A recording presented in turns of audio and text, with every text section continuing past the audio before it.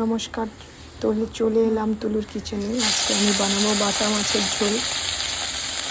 তাই 4-5 পিস বাটা মাছ ভালো করে লবণ হলুদ মাখিয়ে ভেজে নিচ্ছি প্যানে।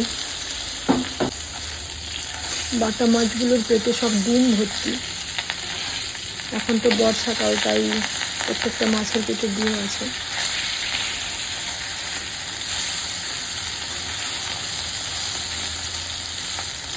ভালো করে উল্টে পাল্টে ভেজে নিচ্ছি।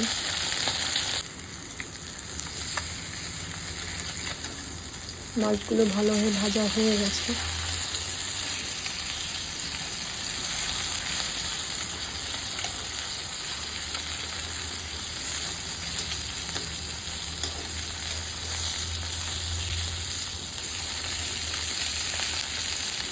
এগুলো পুকুরের বাটা, তাই আমি এদিকে নিয়ে নিয়েছি ধনে, জিরে, সর্ষে, আদা, শুকনো লঙ্কা, কাঁচা লঙ্কা। এগুলোকে বেটে নেব, শিলে পেস্ট করে নিচ্ছি।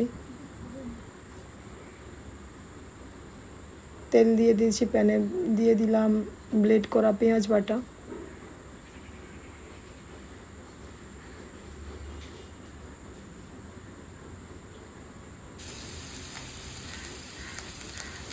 স্বাদ মতো লবণ দিয়ে দিলাম, স্বাদ মতো হলুদ গুঁড়ো। ভালো করে কষিয়ে নিচ্ছি।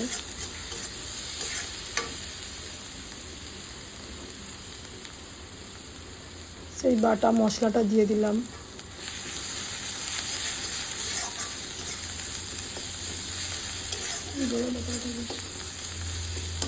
এই মশলাটা ভালো করে কষিয়ে নিতে হবে।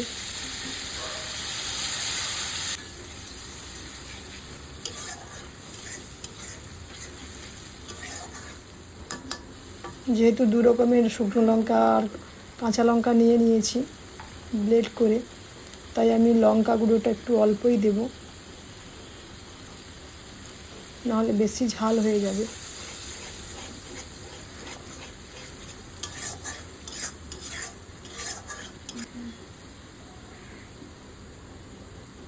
মশলা থেকে তেল ছেড়ে দিয়েছে, দিয়ে দিলাম কুচি কুচি করে রাখা টমেটো কুচি। ভালো করে আরও একটু কষিয়ে নিলাম, দিয়ে দিলাম হালকা একটু জল।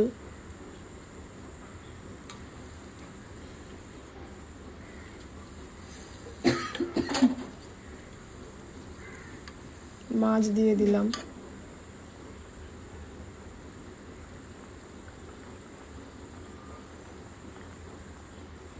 বাটা মাছের ঝোল আমার রেডি।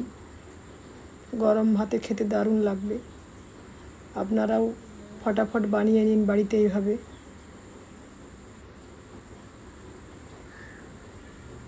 আর কমেন্টে বলুন কেমন হয়েছে।